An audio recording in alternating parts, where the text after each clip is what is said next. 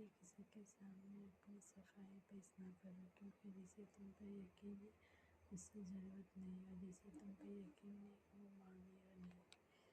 اپنے ہاتھ سے کی ہوئی نیکی دوسرے سب کو گناہ کر کسی سے نہ کرا دے، یہ تمہارا کردار کا امتحان ہے۔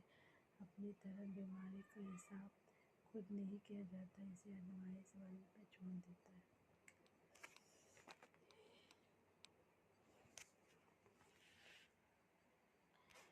مشورہ بہت سنا ہے، تمہارا کیا؟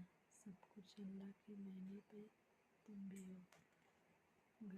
گھر بستے ہیں، بڑے وقت لگ جاتا ہے، بہت سی باتوں پہ صبر کرنا پڑتا ہے، بہت سی باتوں کو نظر انداز کرنا پڑتا ہے۔ صبر اور تحمل برداشت اور سمجھدار کا ہوتا ہے۔ حضرت نبی صلی اللہ علیہ وسلم نے ارشاد فرمایا، دوسروں کی نیکی اور اپنی نیکی میں بہت فرق ہے۔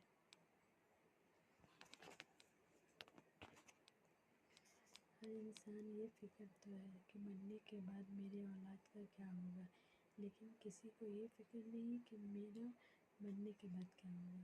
کچھ لوگ اتنا اچھا سبق سیکھتے ہیں، پھر بھی ساری زندگی کسی اور کچھ سیکھنے کی طلب محسوس نہیں ہوتی۔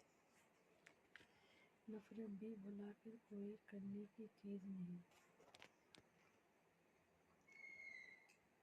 لکھنے کے لیے چھوڑ دیا، عمل کرو۔ اپنے دوست سے غصہ یا بات کرو، اپنے دوست کے غصے کی ہواؤں میں بات نکالو۔ انسان کسی کے لیے اتنا ضرور نہیں ہوتا جتنا وہ گمان کر لیتا ہے۔ رشتے مضبوط ہو جاتا ہے، لہٰذا اپنوں سے کبھی کبھی ایسے لڑائی نہ کرنا کہ لڑائی تو دہیج جا کر اپنوں کو پڑے۔ وضو دنیا کا سب سے سیدھا ہے، بہتر سیدھا، جو ساتھ ساتھ گناہوں کو بھی صاف کر دیتا ہے۔ چھوٹے بہت تیز دوڑنا منزل پر سچ ہی پہنچاتا ہے۔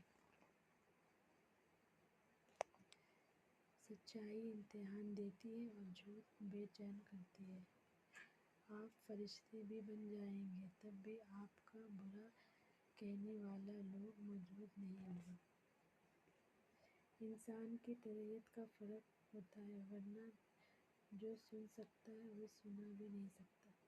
زندگی بہت میٹھی ہے، اگر آپ اس میں اپنی زبان پر زہر ملا کر نہ رکھیں۔ میں نے زندگی سے پوچھا، تو اتنا مشکل کیوں ہے؟ زندگی نے ہنس کر